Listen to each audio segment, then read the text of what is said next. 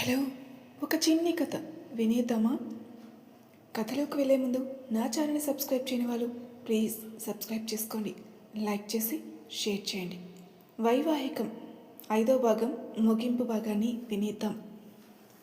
Aunty, ఒక్కసారి మాకు మాట్లాడే అవకాశం ఇవ్వండి అని అంటాడు సతీష్ బాధగా. వదినా, మీరందరూ ఆగండి. నాన్న సతీష్, అసలు ఏమైంది నాన్న? సడన్గా మీరు పెళ్లి చేసుకోవడం ఏంటి అని అడుగుతారు సరిత వాళ్ళమ్మ. అది పెద్దమ్మ, అసలు ఏమైందంటే అని ఈరోజు గుడిలో జరిగింది మొత్తం చెప్తాడు. అతని మాటలు వినగానే వాళ్ళు విజ్జిని ఎంత తప్పుగా అనుకున్నారో అర్థమై బాధగా తన కోసం చూస్తారు. కానీ అక్కడ విజ్జి కనిపించదు. సరిత, నా బిడ్డ ఏది? ఎక్కడికి వెళ్ళింది అడుగుతారు వైదేహి గారు ఏడుస్తూ. అత్త, నేను కూడా చూడలేదు, ఇప్పటి వరకు ఇక్కడే ఉంది కదా అంటుంది సరిత కంగారుగా.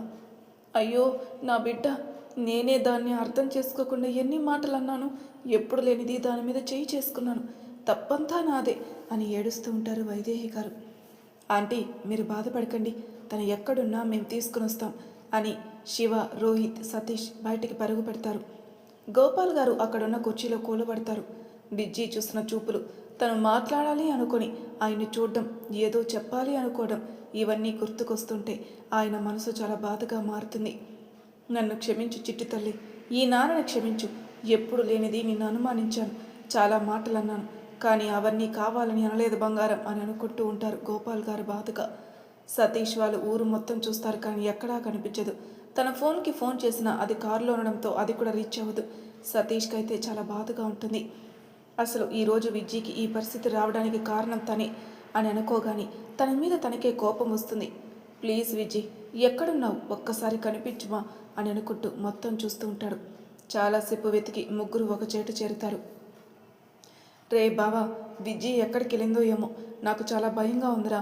అయినా దీనంతటికీ కారణం నేను కదరా. అలాంటప్పుడు శిక్ష ఏమైనా వెయ్యాలి అనుకుంటే నాకెయ్యాలి, కానీ తనకి తాను వేసుకోవడం ఏంట్రా? పాపం రా, అందరూ తనని ఎన్ని మాటలు అన్నారో చూసావా? ఇదంతా నా వల్లే కదరా. అసలు నేనంటూ లేకపోతే తనకు ఈరోజు ఇన్ని మాటలు పడాల్సిన అవసరం ఉండేది కాదేమో కదరా అంటాడు సతీష్ బాధగా. రే, బాధపడకు, తను ఇక్కడే ఎక్కడో ఉండుంటుంది, తప్పకుండా మనకు కనిపిస్తుంది. ఆ నమ్మకం నాకుంది కాబట్టి నువ్వు బాధపడుతూ మమ్మల్ని బాధ పెట్టకు అంటాడు రోహిత్. అలాగే అని ముగ్గురు కలిసి వెతుకుతారు. రోహిత్కి సడన్గా ఆ రోజు విజ్జితో కలిసి వెళ్ళిన గ్రౌండ్ గుర్తుకొచ్చి వాళ్ళని తీసుకుని గ్రౌండ్కి వెళ్తాడు. అక్కడ పిల్లలంటూ ఆడుకుంటూ ఉంటారు. రే చింటూ అని పిలుస్తాడు రోహిత్. హే అన్నయ్య, నువ్వేంటి ఇక్కడ అని అడుగుతాడు చింటూ. ఏం లేదురా, విజ్జి అక్క ఏమైనా వచ్చిందేమో అని చూడ్డానికి వచ్చాం అంటాడు రోహిత్. హో అవునా, అక్క రాలేదన్నయ్య. అయినా ఈరోజు గుడికి వెళ్తానని చెప్పింది కదా, మీదో రాలేదా అని అడుగుతాడు చింటూ. వచ్చిందిరా, కానీ తర్వాత కనిపించలేదు, అందుకే ఇక్కడ ఉందేమని వచ్చాను అంటాడు రోహిత్. ఓ అవునా, అయినా అక్క ఈ టైంలో ఇక్కడికి రాదు కదా అంటాడు చింటూ. మరి ఎక్కడికి వెళ్తుంది అని అడుగుతాడు సతీష్ కంగారుగా. అదా అని ఒక అడ్రస్ చెప్పి ఎప్పుడు ఇలాంటి టైంలో అక్కడికి వెళ్తుంది అంటాడు చింటూ. సతీష్ వాడు బుగ్గ మీద ముద్దిచ్చి పరుగున అక్కడి నుంచి వెళ్ళిపోతాడు. సరే మీరు ఆరుకోండి అని చెప్పి రోహిత్, శివ కూడా సతీష్ని ఫాలో అవుతారు. రే బావా, కొంచెం స్లోగా వెళ్ళరా, మా వల్ల కావటం లేదు అని అంటాడు శివ వెనకాల నుంచి అరుస్తూ. ఇప్పుడు నువ్వు ఎంత పిలిచినా వాడు ఆగడలే, కానీ నువ్వు స్లోగా పద, ఎలానో అక్కడ ఉంటుంది కదా అని కన్ఫర్మ్ అయింది కాబట్టి అంటాడు రోహిత్. ఇదే నిజమే అని వీళ్ళిద్దరూ స్లోగా వెళ్తారు. పరుగున వెళ్ళి విజ్జి కోసం చుట్టూ చూసేసరికి ఒక దగ్గర విజ్జి కనిపిస్తుంది. తనకు కనిపించిందని ఒక పక్కన ఆనందంగా ఉంటే ఇంకో పక్కన చెప్పకుండా వచ్చినందుకు కోపం వచ్చి ఫాస్ట్గా వెళ్ళి తన చెంప మీద కొడతాడు. అతను కొట్టిన ఫోర్స్కి కింద పడుతుంటే ఒకరొచ్చి తనని పట్టుకుని సతీష్ వైపు కోపంగా చూస్తూ అతని కాలర్ పట్టుకుంటాడు. డాడ్ అని షాక్ అవుతాడు సతీష్. డాడ్ని ఇప్పుడు గుర్తొచ్చిందా? అయినా ఆ పిల్ల మీద చేయి చేసుకోవడం నీకేం అధికారం ఉందిరా అంటారు శంకర్ గారు కోపంగా.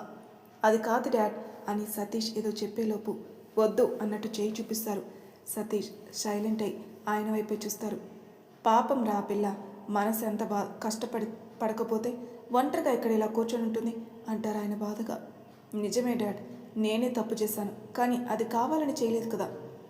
అసలు అలా అవుతుందని అనుకోలేదు డాడ్. తను నన్ను కొట్టే వరకు కూడా నేను అసలు షాక్లోనే ఉన్నాను అంటాడు సతీష్ బాధగా. సరే సారీ అని ఒక చిన్న మాట ఆ అమ్మాయి బాధను తగ్గిస్తుందా?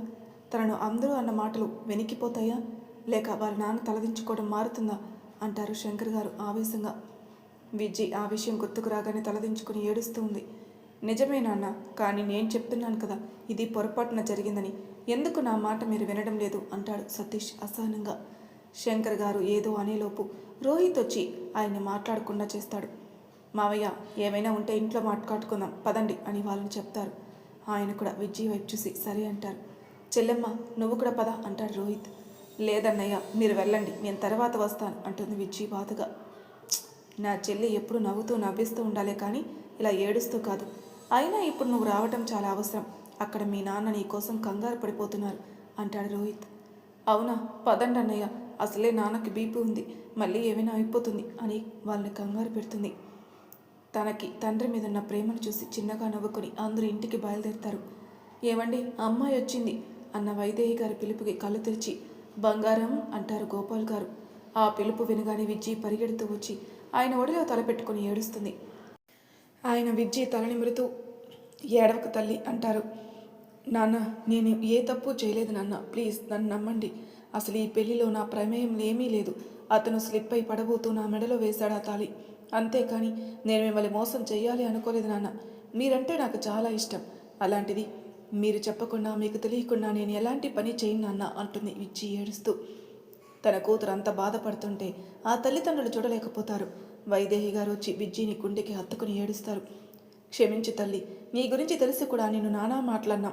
ఎప్పుడు లేనిది నీ మీద చేయి చేసుకున్నాను. ఈ అమ్మని క్షమిస్తావు కదా అని అడుగుతారు వైదేహి గారు బాధగా. అయ్యో అమ్మ, అలా అనకు. బిడ్డ తప్పు చేస్తే శిక్ష వేసే అధికారం తల్లికుంది. అయినా నువ్వు ఏం చేసినా నా మీద ప్రేమతోనే చేస్తావని నాకు తెలుసమ్మా అంటుంది విజ్జి. వాళ్ళ ముగ్గురిని అపురూపంగా చూస్తూ ఉంటారు అక్కడున్న వాళ్ళందరూ. సతీష్ కూడా వాళ్ళ మధ్యలో ప్రేమను చూస్తూ ఉంటాడు. వదిన, ఎలానో వీళ్ళకి ఆ దేవుడి సన్నిధిలో పెళ్ళయింది కదా, మిగిలిన కార్యక్రమాలన్నీ మన సరితతో పాటు చేద్దామా అంటారు సుజాత గారు. వైదేహి గారు పావని గారి వైపే చూస్తారు. భయపడకండి వదిన, విజ్జిని నేను వచ్చిన దగ్గర నుంచి చూస్తున్నాను. తన అల్లరి కలుపుకొలతనం అన్నీ నచ్చాయి. నిజానికి ఈ పెళ్ళి అయ్యాక నేనే మిమ్మల్ని అడుగుదామనుకున్నాను. కానీ ఈరోజు ఆ దేవుడి సాక్షిగా ఇద్దరు ఒకటయ్యారు. ఇంతకన్నా ఏం కావాలి చెప్పండి. సుజాత అన్నట్టు సరితతో పాటు విజ్జికి కూడా అన్ని కార్యక్రమాలు చేద్దామని అంటారు పావని గారు. ఆ మాటకి వైదేహి గారు కృతజ్ఞతగా పావని గారి వైపు చూస్తారు. అయితే పంతులు గారికి కబురు పెడదామా అంటారు శంకర్ గారు. అలాగే బావగారు, నేను ఆయనకి ఫోన్ చేసి పిలిపిస్తాను అంటారు సుజాత గారు. సతీష్ ఒక్కసారైనా విజ్జి తన వైపు చూస్తుందేమని చూస్తాడు, కానీ అసలు తన తల పైకి కూడా ఎత్తకుండా ఉంటుంది. సరిత విజ్జిని లోపలికి తీసుకుని వెళ్ళమ్మా అంటారు పావని గారు. అలాగే పెద్దమ్మ అని చెప్పి విజ్జిని తీసుకుని రూమ్లోకి వెళ్తుంది. 1కి 2 పెళ్ళిళ్ళు అయ్యాయి, పనులు చాలా ఉన్నాయి. వెళ్ళి అందరూ పనులు చూడండి. అందరికీ పనులు పురమాయిస్తారు పావని గారు. సతీష్ కూడా తన రూమ్లోకి వెళ్ళిపోతాడు. అతని వెనకాల రోహిత్, శివ కూడా వెళ్తారు. వాళ్ళు వెళ్ళేసరికి సతీష్ బెడ్ మీద కూర్చొని ఆలోచిస్తూ ఉంటాడు. ఏం ఆలోచిస్తున్నావు బావా అని అంటాడు రోహిత్ సతీష్ పక్కన కూర్చుంటూ. ఏం లేదురా, నా వల్ల ఒక అమ్మాయి ఎంతగా బాధపడిందో చూసి నా మీద నాకే కోపం వస్తుంది అంటాడు సతీష్ బాధగా. రేయ్, ఇందులో నీ తప్పే ఉంది చెప్పు. నువ్వు ఏమైనా కావాలని చేసావా? లేదు కదా. అయినా అది దైవ నిర్ణయంరా, అందుకే ఆ దేవుడి సన్నిధిలో మీకు పెళ్లి జరిగింది అంటాడు రోహిత్. అవును బావా, రోహిత్ చెప్పేది నిజమే. మీకు రాసి పెట్టి ఉంది కాబట్టి మీకు ఈరోజు ఇలా పెళ్లి జరిగింది. నువ్వు ఎక్కువ ఆలోచించుకో. ఇంకా మా చెల్లిని ఎలా కన్విన్స్ చేయాలో అదే ఆలోచించు అంటాడు శివ నవ్వుతూ. ఆ మాటకి సతీష్, రోహిత్ కూడా చిన్నగా నవ్వుతారు. అవును బావా, అసలే నా చెల్లి మామూలు పిల్ల కాదు, అల్లరి పిల్ల. అలాంటి అమ్మాయితో నువ్వు ఎస్ చెప్పించుకోవాలంటే మామూలు విషయం కాదు అని అంటాడు రోహిత్. నిజమే రోహిత్, చూసిన ఇన్ని రోజుల్లో తను ఏంటి అనేది మనకే క్లారిటీ రాలేదు. అలాంటిది అసలు బావకి తన గురించి ఏమీ తెలియదు కదా, ఇంకెలా వేగుతాడో ఏమో అని అంటాడు శివ నవ్వుతూ. రే, ఎక్కువ అవుతుంది, కొంచెం ఆగండి అంటాడు సతీష్ నవ్వుతూ. లేదురా, మా చెల్లి గురించి నీకు చాలా తెలియాలి అని విజ్జి పిల్లలతో కలిసి చేసే అల్లరి మొత్తం చెప్తారు. అవన్నీ కూడా సతీష్ నవ్వుతూ వింటూ ఉంటాడు. తను వచ్చినప్పుడు చూసిన విజ్జి నవ్వుతూ ఉండడమే చూశాడు. అలాంటిది ఇప్పుడు తను ఏడవడం గుర్తుకొచ్చి మనసు మొత్తం భారంగా మారుతుంది. తన బాధను గమనించిన రోహిత్ సతీష్ భుజంపై చెయ్యి వేసి, బాధపడుకురా, తను నిన్ను అర్థం చేసుకుంటుంది, ఆ నమ్మకం మాకుంది అంటాడు. ఏమోరా, ఎప్పుడు నవ్వుతూ ఉండే అమ్మాయి నా వల్ల మొదటిసారి ఏడ్చిందిరా. వాళ్ళ అమ్మ కూడా తన మీద మొదటిసారి చేయి చేసుకున్నారు అంటాడు సతీష్. నిజమేరా, కానీ అందులో నీ తప్పు ఏమీ లేదురా, నువ్వు బాధపడకు. ఇప్పుడు ఏడిచింది అన్నావు కదా, తన నీ జీవితంలోకి వచ్చాక కన్నీళ్లు పెట్టకుండా చూసుకో, అదే చాలు అంటాడు రోహిత్. అలాగే రోహిత్, నేను తనకు చాలా బాగా చూసుకుంటాను. ఇప్పటి వరకు తనంటే ఒక మంచి అమ్మాయి అనే భావన ఉంది, కానీ ఇప్పటి నుంచి తను నా భార్యగా ఉండబోతుంది అంటాడు సతీష్. అవును బావా, కానీ తనని ఇంకా బాధ పెట్టకు. ఎప్పుడు సంతోషంగా ఉండేలా చూసుకో. అదే నువ్వు తనకిచ్చే బెస్ట్ గిఫ్ట్. వాళ్ళ అమ్మ నాన్నలు కూడా నిన్ను నమ్ముతారు కాబట్టి జాగ్రత్తగా ఉండు అని అంటాడు రోహిత్. అలాగే బావా అంటాడు సతీష్. తర్వాత ముగ్గురు మాట్లాడుకుంటూ ఉంటారు. సతీష్ మాత్రం వాళ్ళతో మాట్లాడుతూ ఉన్నాడనే కానీ అతని ఆలోచనలన్నీ కూడా విజ్జి చుట్టూ తిరుగుతూ ఉంటాయి. విజ్జి, నువ్వు బాగానే ఉన్నావా అంటుంది సరిత తన పక్కన కూర్చుంటూ.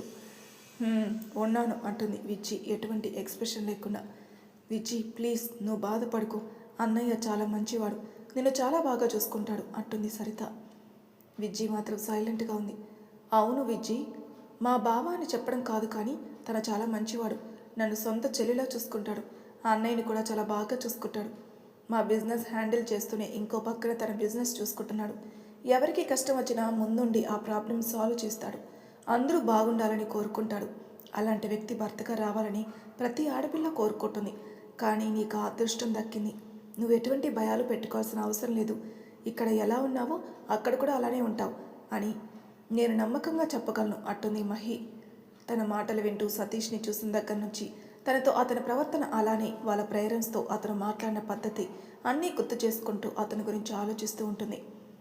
బయట పెద్దవాళ్ళు మాత్రం 2 పెళ్ళిళ్ళకి ఏర్పాట్లు చేస్తూ ఉంటారు. ఊరిలో వాళ్ళు కూడా విజ్జి పెళ్ళి అనేసరికి వాళ్ళ ఇంట్లో పెళ్ళి అన్నట్టు అన్ని పనులు చేస్తూ ఉంటారు. అందరూ తలో ఒక పని చేయటం వలన పనులన్నీ తొందరగా పూర్తవుతాయి. వదిన, అస్సలు అనుకోలేదు ఇంత తొందరగా ఏర్పాట్లు పూర్తవుతాయని. నిజంగా చాలా తొందరగా అయ్యాయి అంటారు పావని గారు. ఇదేం చూసావు పావని, రేపు పెళ్ళిలో చూడు మా విజ్జి పెళ్ళంటే ఎంత అంగరంగ వైభవంగా చేస్తారో అందరూ కలిసి అంటారు సుజాత గారు నవ్వుతూ. నిజమే, చూస్తుంటేనే అర్థమవుతుంది విజ్జి అంటే అందరికీ ఎంత ఇష్టమో. అలాంటి అమ్మాయి మా ఇంటికి కోడలుగా రావటం మా అదృష్టం అంటారు పావని గారు. తన కూతురు గురించి వాళ్ళు అలా అంటూ ఉంటే వైదేహి గారు చాలా హ్యాపీగా ఫీల్ అవుతారు. ఇలాంటి కుటుంబంలోకి తన కూతురు వెళ్తున్నందుకు ఆవిడ చాలా హ్యాపీగా ఫీల్ అవుతారు. పెళ్లి రోజు రానే వచ్చింది. విజ్జిని సరితని పెళ్లి కూతురు చేస్తారు. ఇన్ని రోజులు చిన్నపిల్లలతో సమానంగా ఆడుకుంటున్న విజ్జి సడన్గా పెళ్లి కూతురులా ముస్తాబు అవడం చూసిన వైదేహి గారు ఎమోషనల్ అవుతారు. విజ్జి కూడా ఆవిడని పట్టుకుని ఏడుస్తుంది. అబ్బా వదిన, నువ్వు ఏడ్చి పిల్లను కూడా ఏడిపిస్తావా ఏంటి అంటారు సుజాత గారు. ఇంత తొందరగా పెళ్లి చేస్తానని అనుకోలేదు వదిన. అసలు ఆయనకి ఇది ఇంకా చిన్నపిల్లలానే కనిపిస్తుంది. ఎప్పుడు నేను పెళ్ళి అన్నా కూడా నా మీద అరిచేవారు అంటారు వైదేహి గారు ఎమోషనల్గా.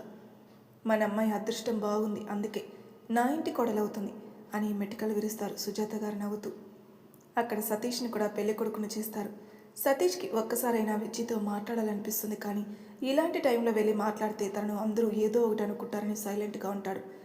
పెళ్లి సమయానికి ప్రతాప్ వాళ్ళు కూడా వస్తారు. అతని మండపంలోకి తీసుకొని రావడానికి సరితకి అన్నయ్య వరుస అయ్యే వాళ్ళు వెళ్ళి కాళ్ళు కడిగి తీసుకుని వస్తారు. ఒకే మండపంలో 2 జంటలకు పీటలు వేస్తారు. పెళ్లి కొడుకులను తీసుకుని వచ్చి కూర్చోబెట్టి వాళ్ళతో పూజలు చేపిస్తూ ఉంటారు. ప్రతాప్ సరిత కోసం ఎదురు చూస్తూ ఉంటాడు. తన నిరీక్షణ ఫలించి అతను సెలెక్ట్ చేస్తున్న పట్టు చీరలో పెళ్లి కూతురులా వస్తున్న సరితని అలానే చూస్తూ ఉంటాడు. సతీష్ కూడా వస్తున్న విజ్జి వైపు అలానే చూస్తూ ఉంటాడు. ఇన్ని రోజులు జస్ట్ పరిచయం ఉన్న అమ్మాయి ఈరోజు తన భార్య కాబోతుంది అనుకోగాని అతనికి చాలా ఆనందంగా ఉంది. అలానే విజ్జి వైపే చూస్తూ ఉంటాడు. రే, మరీ అలా చూడకరా, మా చెల్లికి దిష్టి తగులుతుంది అంటాడు రోహిత్ నవ్వుతూ. ఆపరా, చూడు ఎంత అందంగా ఉందో. నిజంగా ఆ దేవుడు నా కోసమే తనని పుట్టించినట్టున్నాడు అంటాడు సతీష్ ప్రేమగా విజ్జి వైపే చూస్తూ. అబ్బో, ఇలా ఎప్పటి నుంచి అనిపిస్తుందో అని అంటాడు శివ వెటకారంగా. తన మెడలో నేను వేసిన తాళి చేరినప్పటి నుంచి అంటాడు సతీష్ నవ్వుతూ. నిజంగా మీకు ముందే రాసిపెట్టుంది బావా, అందుకే ఇలా ఒకటవుతున్నారు అంటాడు రోహిత్. అవును బావా, నాకు అలానే అనిపిస్తుంది. నిజంగా నేను కనుక ఇక్కడికి రాకపోతే ఇలాంటి బంగారాన్ని మిస్ అయ్యేవాడిని కదా అంటాడు సతీష్. నిజమే బావా, నేను కూడా ఇలాంటి బంగారు చెల్లెల్ని మిస్ అయ్యేవాడిని అంటాడు రోహిత్. నేను కూడా అదే అనుకుంటున్నాను బావా అంటాడు శివ. విజ్జి వచ్చి సతీష్ ఎదురుగా కూర్చుంటుంది. సరిత వచ్చి ప్రతాప్ ముందు కూర్చుంటుంది. సరితకి చాలా హ్యాపీగా ఉంటుంది. తను ఇంకొంచెం సేపట్లో ప్రతాప్ భార్య కాబోతున్నందుకు ముందుగా జీలకర్ర బెల్లం పెట్టించి తర్వాత ఇద్దరి చేతికి తాళిస్తారు. ప్రతాప్ మనస్ఫూర్తిగా సరిత మెడలో 3 ముళ్ళు వేసి తనను తన సగభాగం చేసుకుంటాడు. సతీష్ విజ్జి మెడలో తాళి కడుతూ పంతులు గారు చెప్పే మంత్రాలన్నీ చెప్తూ ఉంటాడు. 3 ముళ్ళు వేశాక దానికి పసుపు కుంకుమ పెడుతూ తన చెవి దగ్గరకొచ్చి, ఇప్పటి వరకు ఏ కష్టమూ తెలియకుండా పెరిగిన నీకు ఇకపై కూడా ఎటువంటి కష్టం లేకుండా చూసుకుంటాను. నా ప్రాణం ఉన్నంత వరకు కూడా నీ కళ్ళల్లో నీళ్లు రానివ్వను. ఒకవేళ వస్తే అవి ఆనందంతో అయినవే అయ్యి ఉండాలి. చివరగా నువ్వంటే నాకు చాలా ఇష్టం. ఐ లవ్ యూ విజ్జి అంటాడు సతీష్ ప్రేమగా. ఆ మాటకి విజ్జి కళ్ళలో నీళ్లు తిరుగుతుండగా సతీష్ వైపే చూస్తుంది. సతీష్ కిందికి వంగి తన నుదుటి మీద ముద్దు పెట్టుకుంటాడు. అది చూసి అక్కడున్న వాళ్ళందరూ చాలా హ్యాపీగా ఫీల్ అవుతారు. అలా ఆనందాల మధ్యలో మన సతీష్ విజ్జి ఒకటయ్యారు. వాళ్ళ జీవితం ఇలానే ఆనందంగా సాగిపోవాలని మనం కూడా కోరుకుందాం. ఇంతటితో ఈ కథ సమాప్తం. మళ్ళీ మరొక కొత్త కథతో మీ ముందుంటారు. అంతవరకు నా ఛానల్ సబ్స్క్రైబ్ చేయని వాళ్ళు ప్లీజ్ సబ్స్క్రైబ్ చేసుకోండి, లైక్ చేసి షేర్ చేయండి. Thank you for listening.